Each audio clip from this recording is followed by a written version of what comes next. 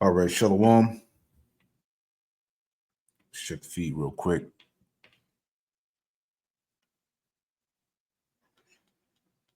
Good to go.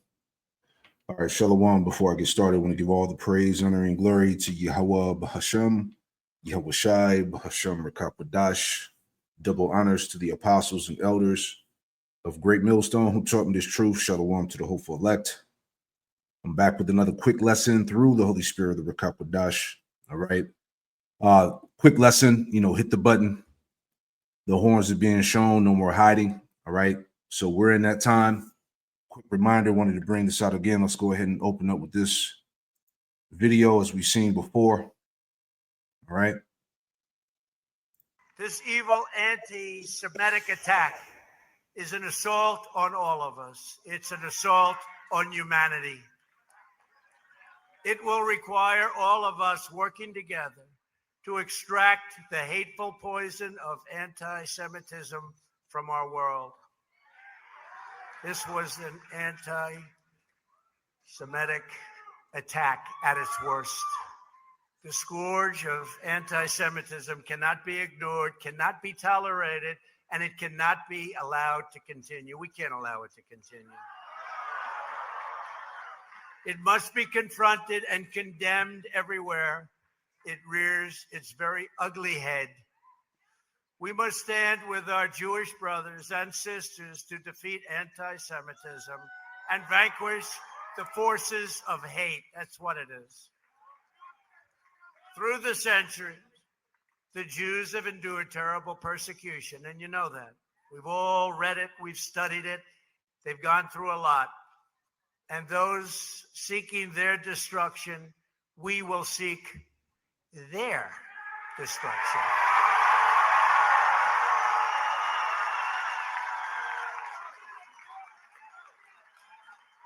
Now, when you have crimes like this, whether it's this one or another one on another group, we have to bring back the death penalty. They have to pay the ultimate price. They have to pay the ultimate price. They can't do this. They can't do this to our country. We must draw a line in the sand and say very strongly, never again. Yep. So just wanted to bring that back out as a quick reminder. Again, we are in those times indeed. All right. Real quick, let's grab the scripture before we get to the main point.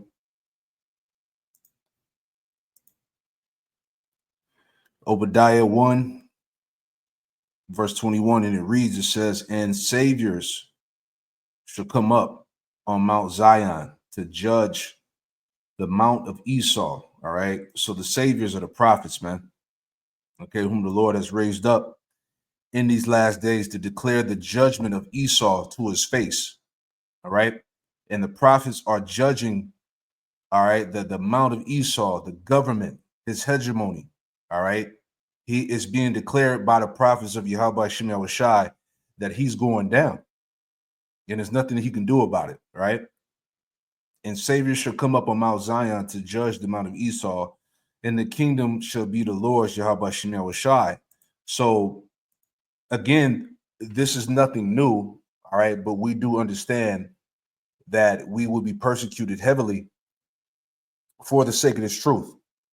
All right. And as we see what's going on now, all right, they're passing bills and legislations to deport, any American that's speaking out against the small hats, criticizing the JOO. All right. So very, very heavy times, man. All right. Now, let me get this last scripture and we'll go to that video. But just thinking out loud, and fair use, by the way, all right, for that video. Just in case they try to get me, man, But John 15 and 18, it says, the world hate you, you know that it hated me before it hated you. All right. As Yahweh Shai said in John the 14th chapter, the spirit of truth whom the world cannot receive because it receiveth him not. All right. So the hate from this world is expected, man. All right. Again, it's all tying into the narrative that Small Hat, the 48er, is the victim. All right. And which we're going to see that in this video in a second here. But it says, if the world hate you, ye know that it hated me before it hated you. Verse 19, if you were of the world would love his own. But because ye are not of the world, but I have chosen you out of the world, therefore the world hated you. All right. So the hate is mandatory. All right. Expected. All right. This is what comes along in this truth, in this walk. Okay. The world is against this truth. The world is against Yahweh by Shem Yahushai, man. Okay. And that's all tied into that great wrath, Revelation 12:12. Okay. It says, verse 20, remember the word that I said unto you, the servant is not greater than his Lord. If they have persecuted me, they will also persecute you. If they have kept my saying, they will keep yours also. But all these things they will do unto you for my name's sake, because they know not him that sent me. Exactly. So again, you know, nothing new, but we understand that we're very close. We're in them times now. All right, the bills, the legislations, the decrees, all the things that's going on right now, man, can't be denied. And these devils are showing their horns. All right, they've been extremely bold lately, man, and it's a beautiful thing. You know, what sense would the movie be without the enemy boasting in his pride before he falls? You know, that's what makes the movie great. All right, so let these devils continue to stick their chests out, rip their shirt open like Superman and shit, show their hatred for Jake. Hey, let it be so. All right, because hey, pride goes before destruction. All right. Now, real quick, as I was saying, this article here is from the Daily Signal. This came out yesterday. It says Jewish community leader sounds alarm. Jewish community leader sounds alarm on security concerns for you know what. All right. So this conference here was from last year. We'll play that here. Okay. Just kind of give you an idea of what's going on now, what's playing out now. All right. Let's pull it up.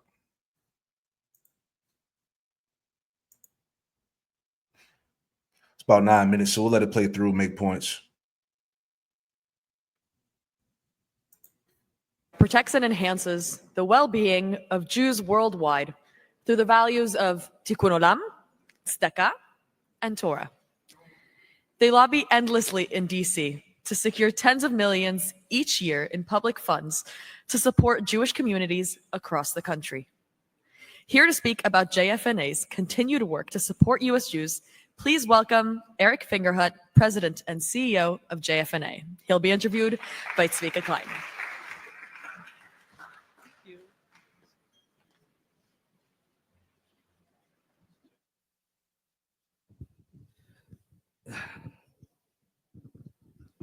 You're going to get bored at me at a certain point. How's it going, Eric? It's going well with Tzvika. Thanks for leading. Thank you for being here. So I know you don't like talking about this, but I'm going to talk about it anyways. The Jewish Federations of North America and essentially the American Jewish community have raised a lot of money for Israel. Probably the largest campaign you guys have ever done. Since October 7th. Where are we standing? How much do you raise? So it's actually something I'm not just proud of, but enormously moved by. The total emergency funding raised by the 146 Jewish federations across North America is now $830 million. Wow. And the truth is, we know that the number will be whatever it needs to be, to meet the need. But what's really moving about it is that this comes from hundreds of thousands of donors across. So it's a grassroots. It's not just a bunch of billionaires giving money. That, of course, there are major donors, but the fact that each federation is organizing the donors in their communities, putting it into collective funds, and reaching out. And the other thing about it is that because look, we don't have many rules and bureaucracy. I mean, we were able to get the funds quickly into the hands of the organizations, the communities that needed it.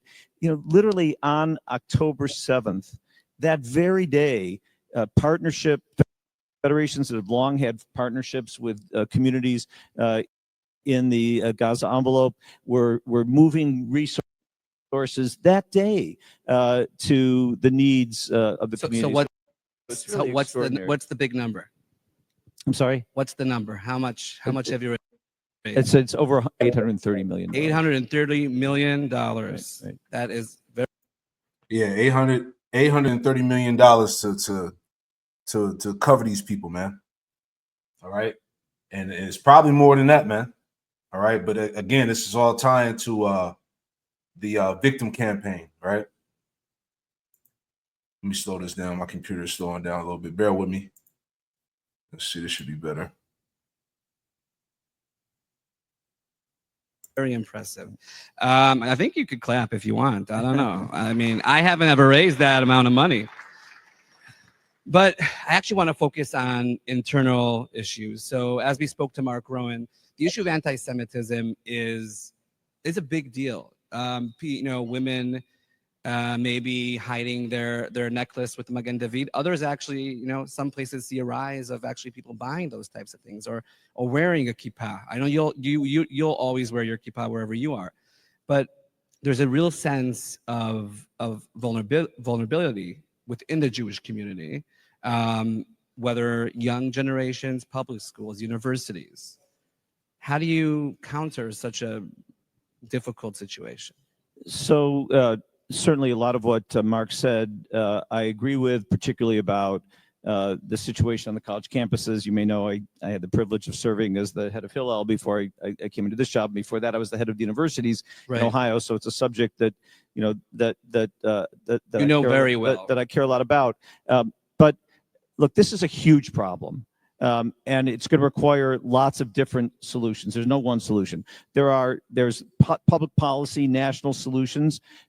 Some of you are familiar with the Anti-Semitism Awareness Act, which has passed the United States House of Representatives, which would make the IRA definition, the International Holocaust Remembrance Alliance definition, the law of the land in America. It's got to pass the Senate and become the law. When is this expected? Well, we hope it's not scheduled for vote yet. Everybody needs to be contacting their senators, insisting that this passed, because then that would give us the standard against which we can enforce the anti-Semitism. So we have a call to action. You hear what he's saying? The different policies, laws, decrees, which will give them the power to enforce these things. All right, real quick. All right, because it's coming. All right, this is Psalm 94. Okay, we'll start at verse 16. It says, "Who will rise up for me against the evildoers, or who will stand up for me against the workers of iniquity?" And who's doing that, man? The prophets of Yahweh Shem Shai doing that. All right, standing up for the injustice, for the lies, for the oppression. Okay, Wisdom of Solomon, the 5th chapter, man. The righteous will stand in great boldness before the face of such that afflicted him. All right, nobody else is doing that. Right? It says, "Unless the Lord Yahweh Shem Shai had been my help, my soul had almost dwelt in silence. When I said, my foot slipped at thy mercy, O Lord Yahweh Shem Shai, held me up. In the multitude of my thoughts within me, thy comforts delight my soul." The point, verse 20, "Shall the throne of iniquity have fellowship with thee, which frameth mischief by a law?" You see that? So you have people right now that are potentially being deported, all right, for speaking out and critiquing the small hats, man. All right, you got colleges losing funding, okay, for the name of anti, you know what, man. Okay, so everything is being set forth in place for them to have the power for control, man. All right, for you to not be able to say anything. Is going back to what I was saying earlier in previous lessons about the doing away of freedom of speech and whatnot, man. Okay, so it's all came down to this point. Verse 21, it says, they gathered themselves together against the soul of the righteous, and condemn the innocent blood. And this is what they do when they have these different types of meetings, these summits. All right, when they get together, when they formulate these different laws and bills. All right, it's all to condemn the righteous, man. All right, to condemn the innocent. You see, again, mischief by a law. Verse 22 says, "But the Lord Yahweh Shem Yahushua is my refuge, and my power is the rock of Salakia. But the Lord Yahweh Shem Yahushua is my defense, and my power is the rock of my refuge. And he should bring upon them their own iniquity, and should cut them off in their own wickedness. Yea, the Lord Yahweh Shem Yahushua, our power should cut them off." Yeah, so eventually they're going to go down, man. All right, but these things have to happen as part of the buildup, as we are in the midst of Jacob's trouble right now, man. All right, so it's going to get more. It's going to get more harder. It's going to get more unfair. All right, but we have to go through the straight gate that's being presented before us here, man. You know, let's play a little bit more.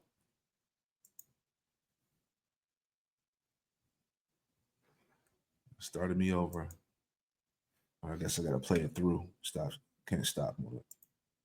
Protects and enhances Situation on the college campuses. You may know I had the privilege of serving as the head of Hillel before I came into this job. Before that, I was the head of the universities in Ohio. So it's a subject that that you know very well, that I care a lot about. But look, this is a huge problem.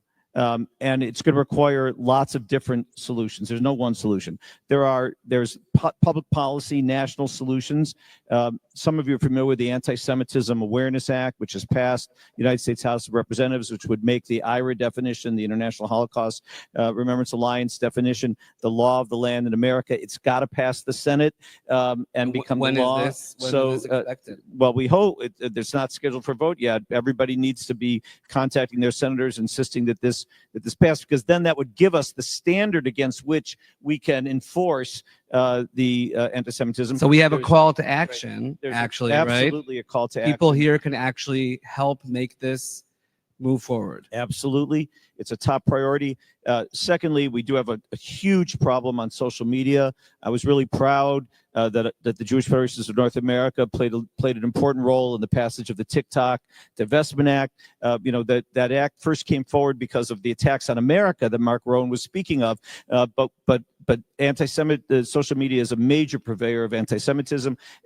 Hey, I'm just have to keep starting it over to that point. But you heard them. They have a huge problem on social media, man. What do you think they're talking about, man? You know, the content that's going out by the prophets, man. Also, the videos all over TikTok, Instagram, Facebook. All right, people questioning, the 48er doctrine. All right, how they got the land, how they were established, who these people really are, who they go back to. All right, because this is what the fight is about anyway, for them to control the narrative on social media, to take over the internet, man.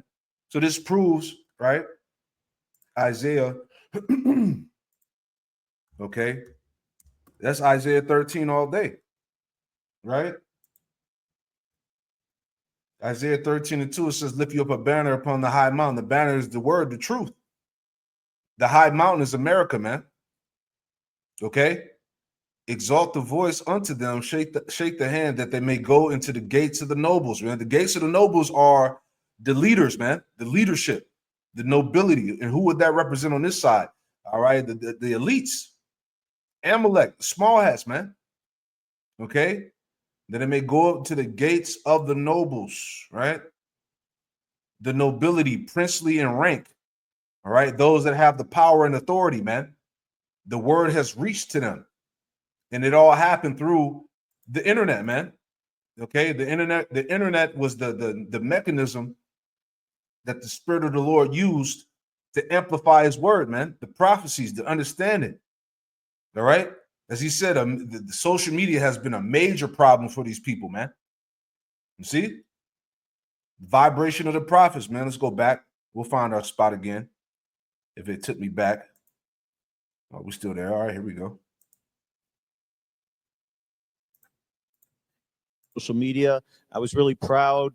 Actually help make this move forward. Absolutely. It's a top priority. Secondly, we do have a huge problem on social media. I was really proud that the Jewish Federations of North America played an important role in the passage of the TikTok Divestment Act. That act first came forward because of the attacks on America that Mark Rowan was speaking of. But social media is a major purveyor of anti-Semitism. Everybody knows. Yeah, because these people are getting roasted on social media, man. It's heavy videos that's coming out. Stuff that I didn't even remember seeing before, man. Just everything. There's just the secrets, the councils, the everything, man. The practices, what they do. You can look this up in your own time. And I'm pretty sure the majority of you people who's watching this video right now, you've seen the content. Okay? So this man, and these people know that they're going down, man. Knows here that the numbers of support for Israel are lower among younger people, both in the Jewish community, but more specifically in the general community. That's because they're getting their information. Right, so most people don't know social this. media. You're going through very quickly, but so TikTok it's not yet banned. But you actually We were part of a coalition, and there were others here that were the leaders of that required that the United States is required that within 12 months TikTok China either divest of TikTok so that it has local domestic ownership, or that it is removed from the apps. And it's not the point is that it's the beginning of a conversation about what social media is doing to drive anti-Semitism. But finally, Tzvika, if I could just say that ultimately this is happening in every single community. It's a problem that Kanye's got 50 million followers, whatever he's got. But it's really a problem if one of those followers is the principal of the local high school, or is on the school board, or is the minister of the local of one of the largest churches, or is on the city council, or in other important civic. And one of our responsibilities, my colleagues in the Jewish Federations in every community are sort of the front. They're the first call. They're not just engaged in Jewish life, they're engaged in the life of the broader civic community. And so it's critical that we engage with the business leaders, the political leaders, the civic leaders in every single community, and ensure that they know that it's their responsibility to keep anti-Semitism out of the mainstream of civil society. And I want to say to all, man, they're trying to cover every damn track. This how this shows you the guilt, Amalek knows he's cooked. All right. Social media kicking his ass. All right. Let's get that in Jeremiah. Jeremiah 49 and verse 10, it says, "But I have made Esau bare." All right. These small hats have been made bare all throughout social media, man. Okay. Everybody sees what's going on in Gaza, what they're doing to the Palestinians. All right, how they're bombing hospitals, children, towns, innocent people, killing journalists, right? Everybody's talking about it. You playing the victim is not going to work. You've been made bare, but I have made Esau bare. I have uncovered his secret places, and he should not be able to hide himself. You can't hide behind that banner of anti-you-know-what. It's not working, right? They're trying to cover all tracks. We're talking to everybody, man. As you heard what he said, okay? He can't escape. He should not be able to hide himself. His seed is spoiled in his brethren, in his neighbors, and he is not. Man, this is the end, okay? His back is literally against the wall, right? Look how hard they're going to control what's being put out there on the internet, on social media, man.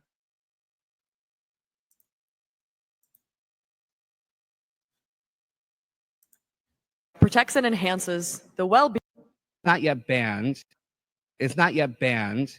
You actually we were part of a coalition, and there were others here that were the leaders of that required that the United States is required that within 12 months TikTok China either divest of TikTok so that it has local domestic ownership, or that it is removed from the apps. And it's not the point is that it's the beginning of a conversation about what social media is doing to drive anti-Semitism. But finally, Tzvika, if I could just say that ultimately this is happening in every single community. It's a problem that Kanye's got 50 million followers, whatever he's got.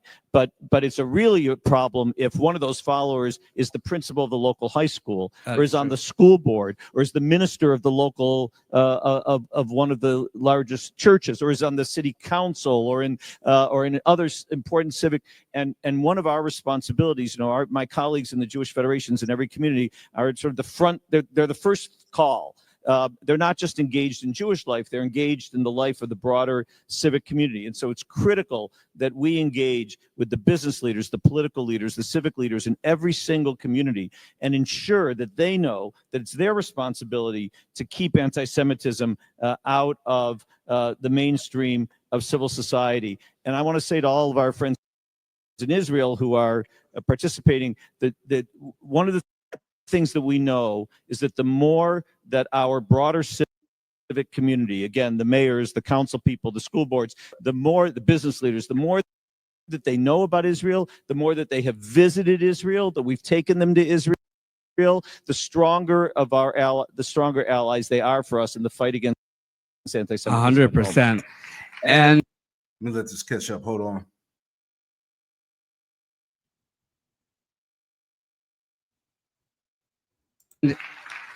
I want to kind of touch, with the short time we have, a more positive note. So my sense is, as someone covering the Jewish community, I'd say 15 years, you like calling me a bystander or whatever, right? What was the? We count you as one of us. Okay. The tent, as the organizational American Jewish Life likes calling it, has become broader. Right? You guys organized this huge rally. Was it close to 1 million? No, it was 300,000 people. 300,000. Sorry, it was supposed to, whatever. Okay. Hundreds of the largest, right, 100%.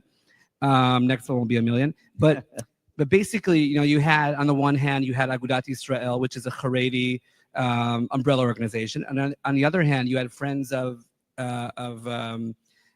Peace Now calling, and they were all calling for people to come to this. So are we able to keep this momentum going where the broad, the center of the Jewish community is bigger? Absolutely. We can and we must. The Jewish community is the most unified it's been ever. We work closely together. We talk to each other all the time, across denominations, across organizational lines. We all know this is a moment when we must be as unified as we can be. It doesn't mean there aren't some that are outside the tent. Of course there are, but it's a broad center, and remaining unified is critical. In fact, the march that you spoke of, the rally, was the November 14th. Of 2023, and this coming 1 year later, November 11th, we will be back in Washington for our General Assembly, which is, the largest. You guys are all invited, and we're going to have an evening of unity at Nationals Park come Sunday. Yeah, so that's the point. So, as you saw at the bottom of the screen, all these organizations that are set up to uphold a lie. All right, that's what you call real desperation, man. All right. This is Isaiah 10:1. It says, "Woe unto them that decree unrighteous decrees and the right grievousness which they have prescribed." They're going back to these small hats, man. All right, they're doing anything and everything to keep up that lie, that narrative, man. But it's all falling apart. And again, as you heard them, the main concern was social media, right? Which we know, again, the times that we're entering into, right? This is Amos 8:11. It says, "Behold, the days come, saith the Lord power, Yahweh Shem Yahushua, that I will send a famine in the land, not a famine of bread, nor thirst for water, but of hearing the words of the Lord, Yahweh Shem Yahushua." All right, so that time is coming. All right, as we started off this quick lesson here, all right, going back to what Trump said last year on May 8th, 2024, the death penalty, a proper punishment for anti-you-know-what in America, right? So, again, these lessons, these videos are not going to be on YouTube forever. Okay? They're coming to shut all of this shit down, Back in Amos 8:12, it says, "And they shall wander from sea to sea, and from the north even to the east. They shall run to and fro to seek the word of the Lord, Yahweh Shemel Shai, and shall not find it, right? That's it, man. That's the time that's vastly approaching. Okay. That the Lord is getting ready to remove his spirit and to remove his word from off this this social media, this internet, man. Okay. They're gonna start finding, they're gonna start, persecuting, videos being taken down, flagged, the whole nine. Okay. As you heard, they're pushing them, they're pushing those laws. They're doing whatever they can. They have all the organizations unifying to do what they can to combat so-called anti you know what? Okay. Like Elder Malcolm says, anti-semantics. Right? It says in that day, in that day shall the fair virgins and young men faint for thirst. Right. So the time is coming, man. The Lord is getting ready to close up shop, if you will. Right. But moving on, all right. Just another point of this devil showing his horns, as we've been talking about for the past weeks now. Right. Let's pull this up. Okay. From Zero Hedge. Headline here says CNN stunned as majority of Americans back Trump's mass deportation plan. As we told you, right? These Edomites are not holding back no more. They're letting you know how they feel about you tribes, right? Let's play that real quick.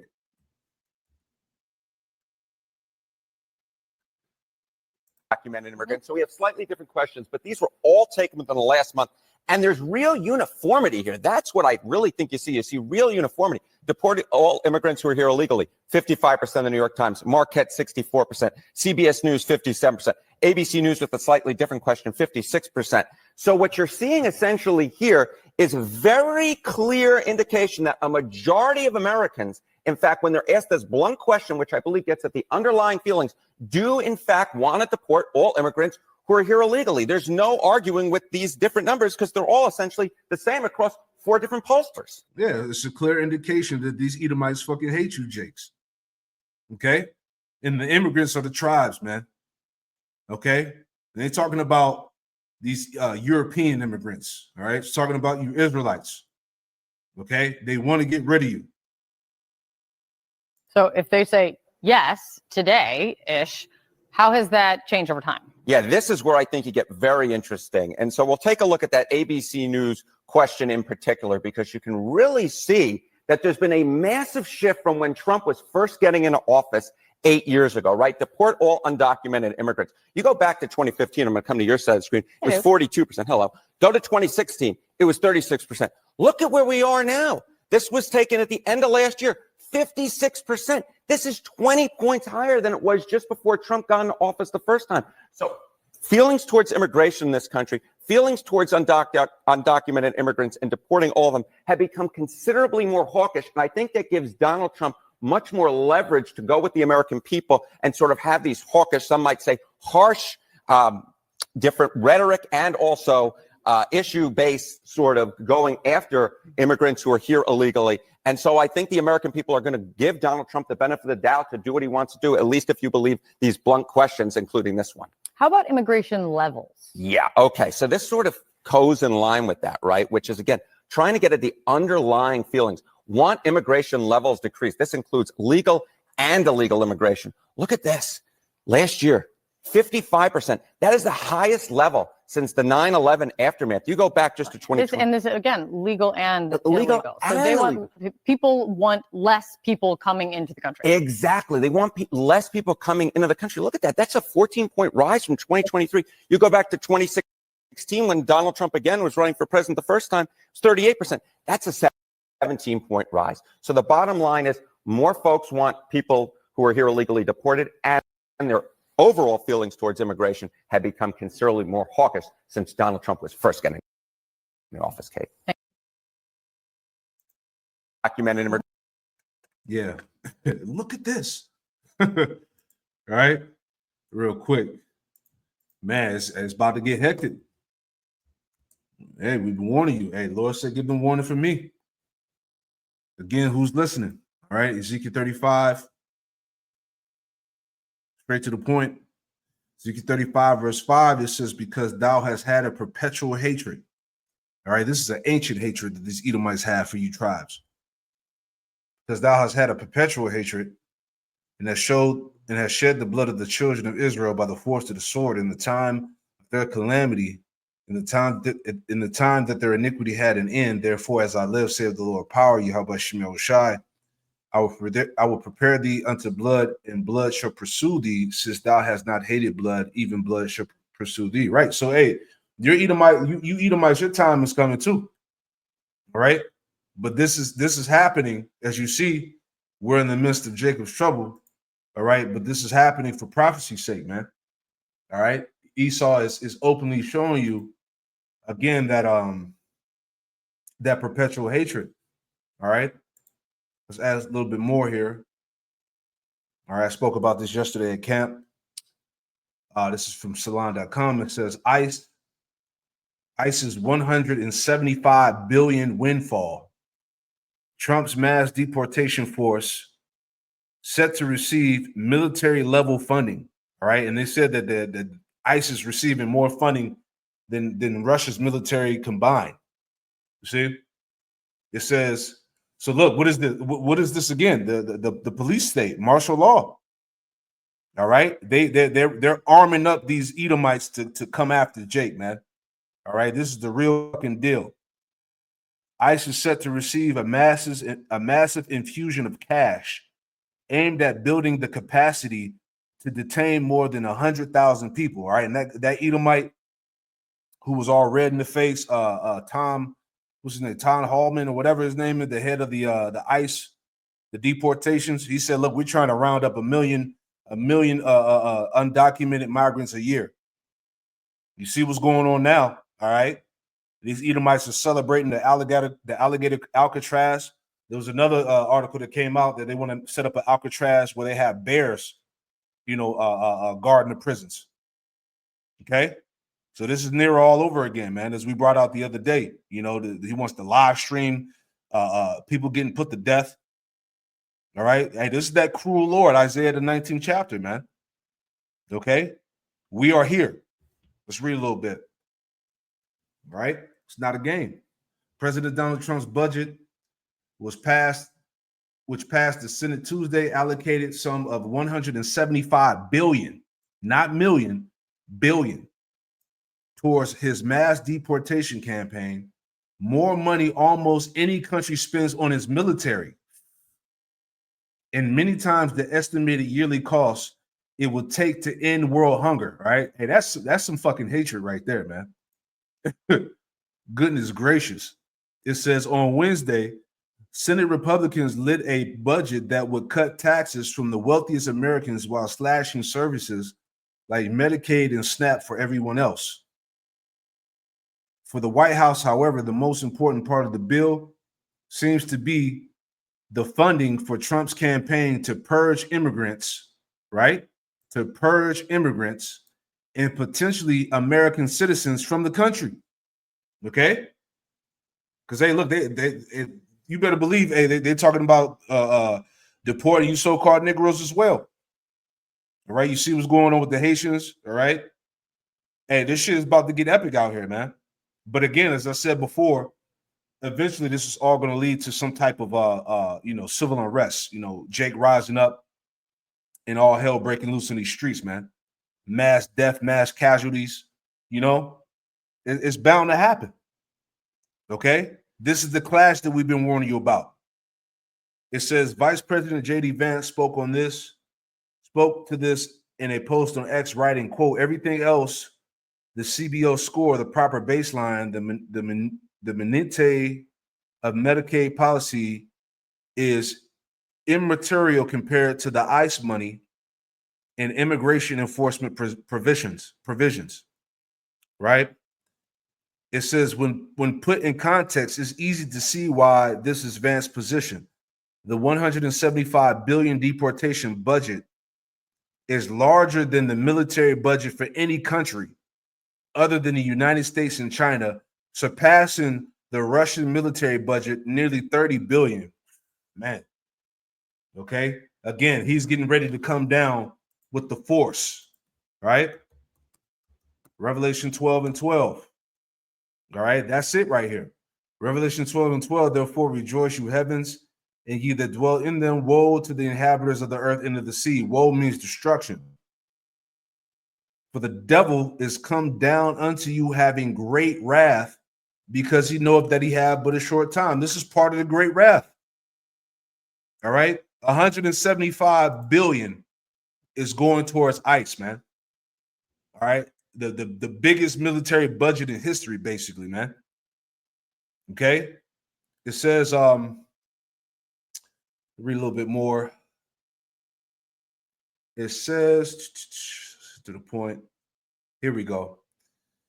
It says, Salai Shah, exited director of the human rights organization Detention Watch Network, told Salon that the budget would pave the way for an unprecedented increase in detention and deportation capacity. All right, martial law, FEMA camps, detention centers, they're here. 45 years ago, quote, 45 years ago, we just didn't detain people in this way.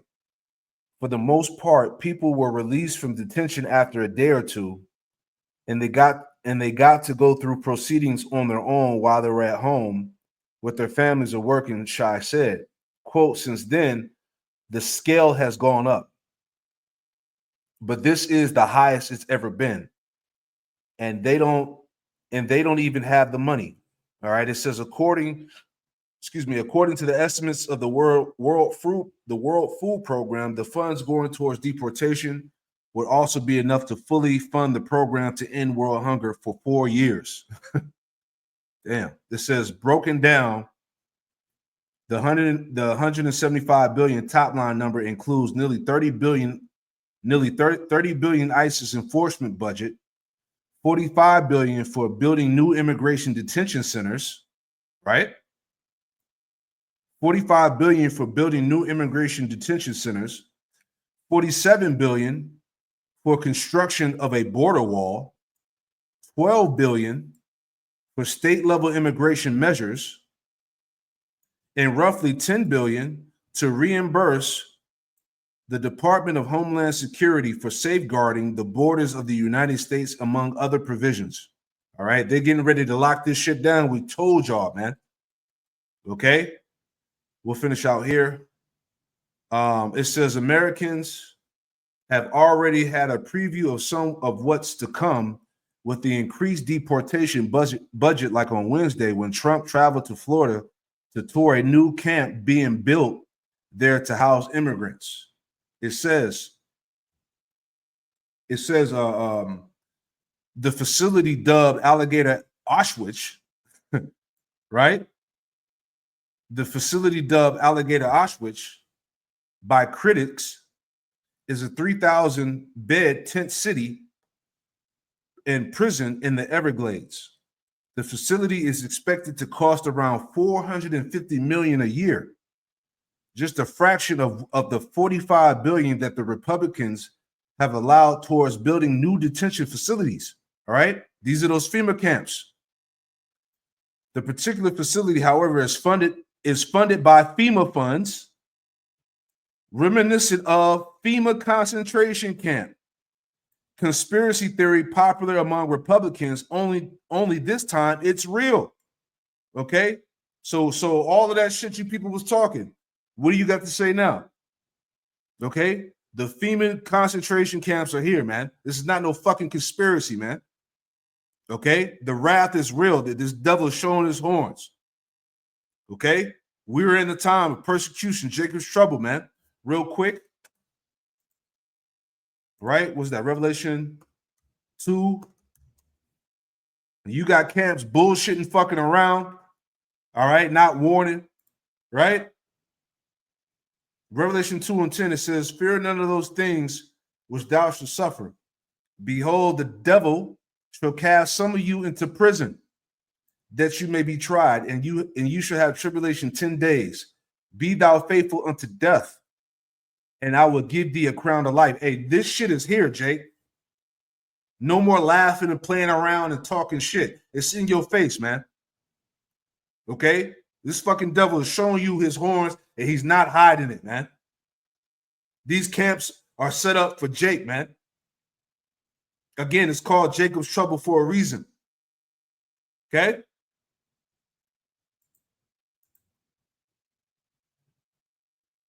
It says, it's funded by FEMA funds, reminiscent of FEMA concentration camp conspiracy theory popular among Republicans, only this time it's real. And the Florida GOP is already selling alligator Alcatraz trucker hats, among other merch. Right. And these devils continually make mockery of our people, man. See? These niggas are selling merch and hats and shit. Okay? Trump also suggested that the new camp could be the first of many, foreshadowing a new incarceration system in the United States. You see that? A new incarceration system in the United States, a new world order. Well, I think, quote, well, I think would I like to see them in many states, really many states. Trump said this is why you have the 10 FEMA zones that they've been had set up, where they're going to have these different, detention centers set up around the country.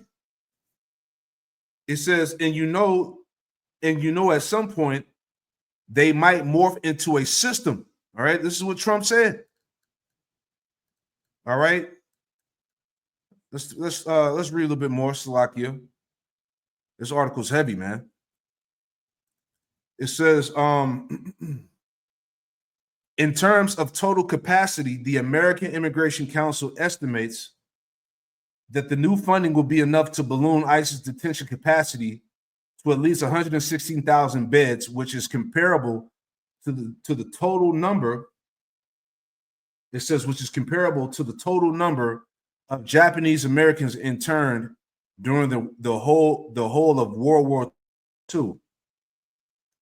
It says, currently ICE has around 56,000 people in detention facilities around the country, with many of the largest facilities located in southern states like Louisiana and Texas.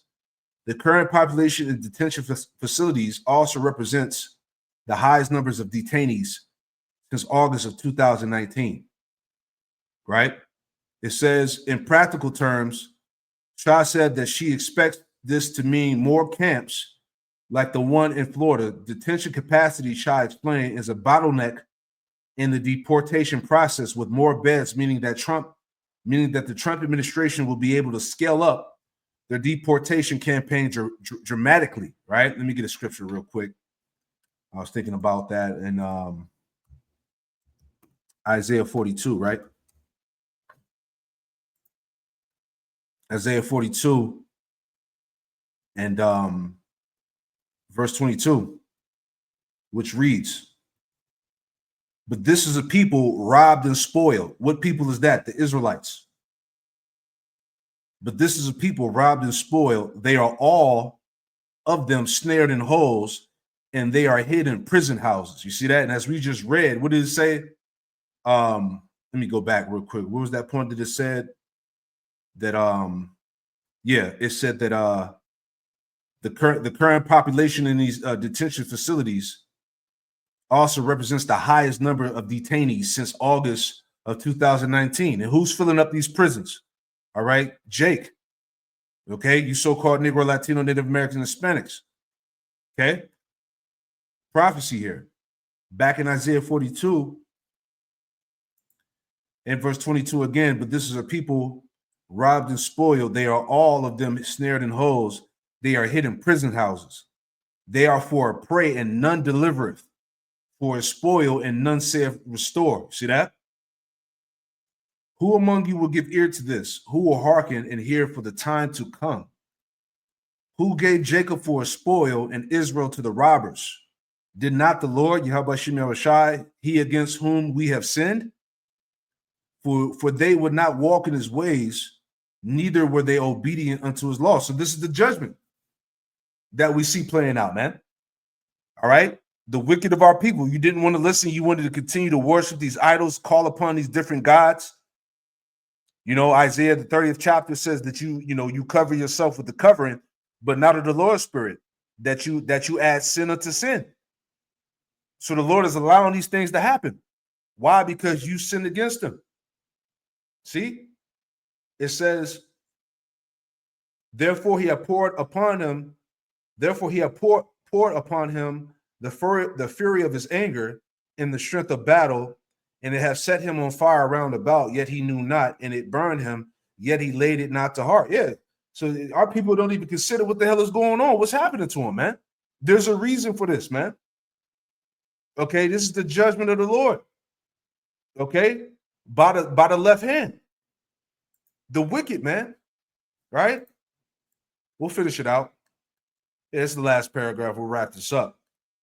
All right. Shit is getting crucial, Jake. Okay, it says these last couple of paragraphs here, wrapping this up. It says,